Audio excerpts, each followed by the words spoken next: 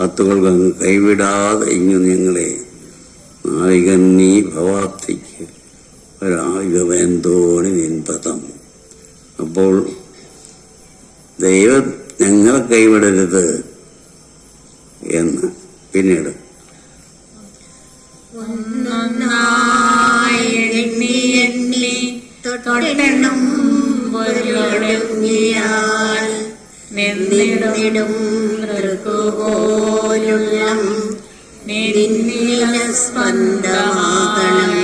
അവിടെ എന്ത് പ്രാർത്ഥനയാണ് നടക്കുന്നത്?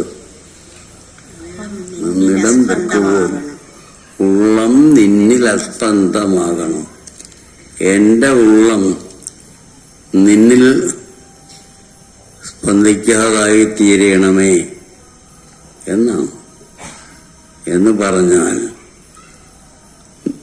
നിന്റെ സ്പന്ദമാണ് എവിടെയും നടക്കുന്നതെങ്കിൽ അവിടെ പിന്നെ എൻ്റെ ഇച്ഛയ്ക്ക് എന്ത് സ്ഥാനമാണുള്ളത്?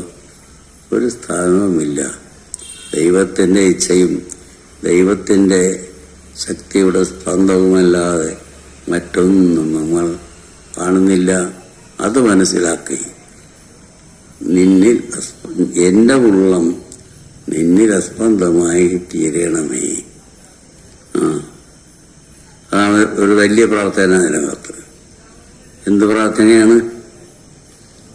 എൻ്റെ ഉള്ളം നിന്നിൽ അസ്പന്ദമായി തീരണം എന്ന്. അല്ലാതെ നിന്റെ ഇച്ഛയ്ക്കൊത്ത് എൻ്റെ ഇച്ഛയ്ക്കൊത്ത് ദൈവമേ നീ ചെയ്യണമേ എന്നല്ല. നിന്റെ ഉള്ളത്തിൽ എന്തെല്ലാം ഇച്ഛകളുണ്ടോ അതിൽ എൻ്റെ ഉള്ളം സ്പന്ദിക്കാതായി അതുമായി ഒന്നായി തീരണമേ എന്ന്.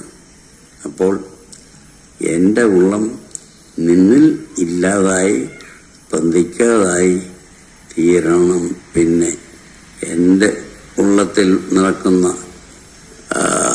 ഉള്ള താല്പര്യങ്ങൾക്കൊന്നും അവിടെ ഒരു സ്ഥാനവും ഉണ്ടായിരിക്കുകയില്ല.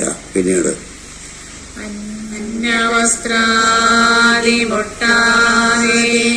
തന്നു രക്ഷിച്ചു ഞങ്ങളെ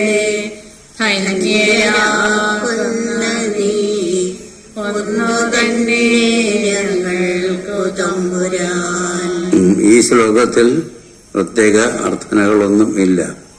അർത്ഥശ്ലോകം ആഴിയും തിരയും കാറ്റും ആഴവും പോലെ ഞങ്ങളും മായയും നിന്മഹിമയും നീയുമെന്നുള്ളിലാകണം. ഇതൊക്കെ ഈ നിന്നിൽ അസ്പന്ദമായി തീരാൻ എളുപ്പമുള്ള കാര്യമല്ല. അതിന് എനിക്ക് എൻ്റെ ഉള്ളത്തിൽ ചില അറിവുകളൊക്കെ വന്ന് നിറയണം. അറിവിന്റെ സ്വഭാവമാണ് ഇവിടെ ചൊല്ലിയത്. നീയല്ലോ സൃഷ്ടിയും സൃഷ്ടായതും സൃഷ്ടികാലവും നീയല്ലോ സൃഷ്ടിക്കുള്ള സാമഗ്രിയായതും. അതിൽ ഒരു അറിവ് എന്താണ്? എല്ലാം നീയാണ്. നിന്നിൽ ആണ് സകലവും നടക്കുന്നത് എന്നുള്ളത്.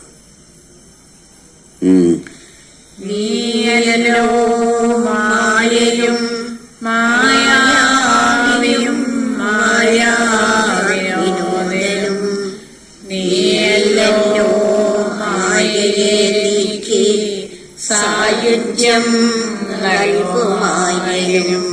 അറിവിന്റെ തന്നെ മറ്റൊരു വശമാണ് ഈ പറഞ്ഞത്. എന്താണ്? നീ തന്നെയാണ് മായയും മായാവിയും മായാവിനോദനും. ആ മായയുടെ വിശദാംശങ്ങളൊക്കെ ഇപ്പം ഇവിടെ ഇരുന്ന് പറയാൻ നിവൃത്തിയില്ല. അങ്ങനെയുള്ള മായാവിനോദനും നീ തന്നെയാകുന്നു. മായയെ നീക്കി എന്നിലുള്ള മായയെ ഇല്ലാതാക്കി എൻ്റെ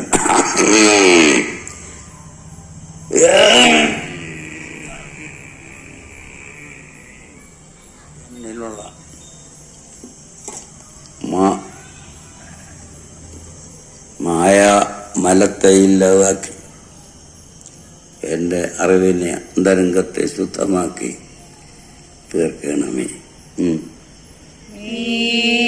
സത്യം ജ്ഞാനമാനന്ദം നീലനെ വർത്തമാനവും ഭൂതവും ഭാവിയും വേറല്ല ഓതും മൊഴിയുമോർഗില്ലേ. അറിവിൻ്റെ ഉള്ളത്തിൽ എൻ്റെ ഉള്ളത്തിൽ വന്ന് നിറയേണ്ടതായ അറിവിൻ്റെ ആ ഉത്തുംഗ സ്വഭാവമാണ് ഇവിടെ പറയുന്നത്. ഈ പറഞ്ഞത് എന്താണ്? നീ ആരാ?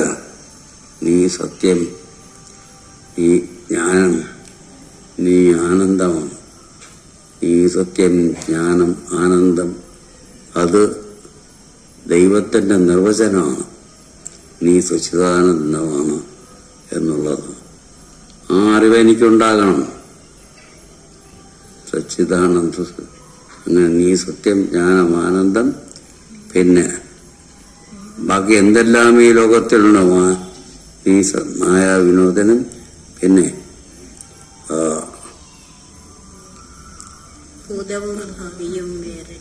പിന്നെന്താ ഭൂതവും ഭാവിയും വേറല്ല ഓതും മൊഴിയും. ഭൂതവും ഭാവിയും വേറല്ല എന്ന് പറഞ്ഞാൽ കാലവും നീയാൻ അല്ലാതെ മറ്റൊന്നല്ല. കാലത്തിലാണ് ലോകത്തിലുള്ള എല്ലാ സംഭവങ്ങളും നടക്കുന്നത് എന്ന് പറയാറുണ്ട്. അക്കാലം എവിടെയിരിക്കുന്നു? എന്താണത്?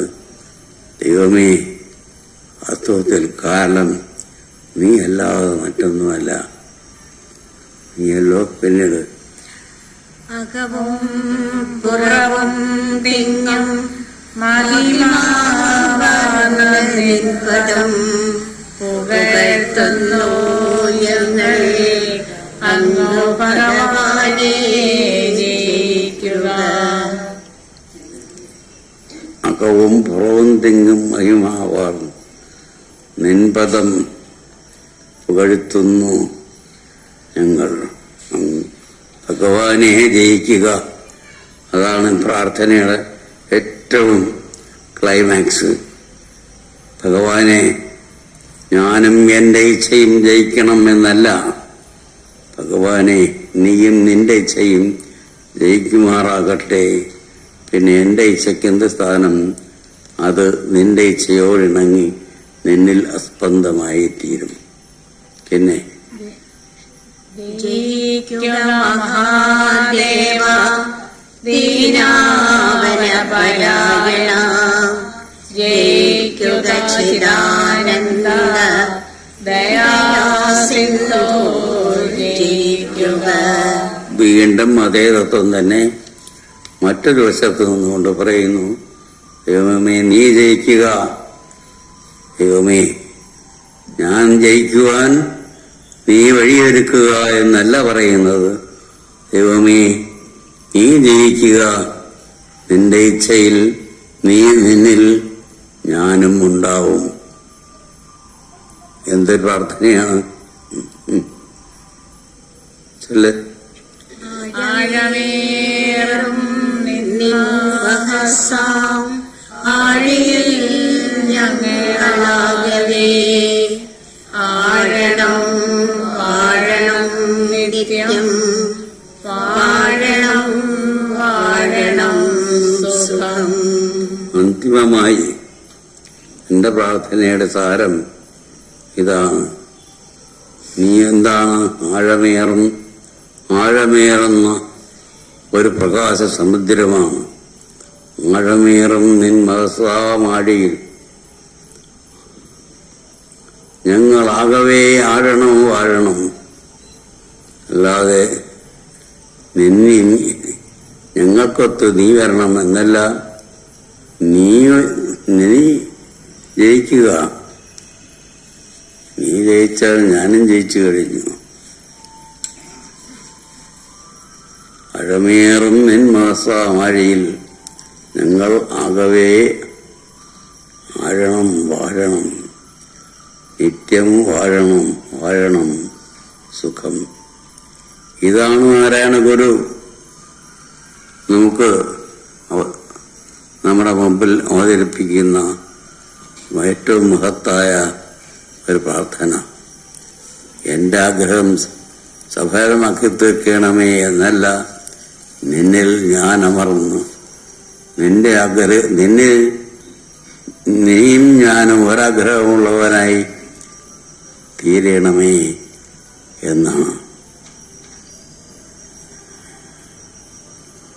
ഇത്രയും നേരം ഇത് കേട്ടിരുന്ന നിങ്ങൾക്കെല്ലാം എന്താ പറയേണ്ടത്,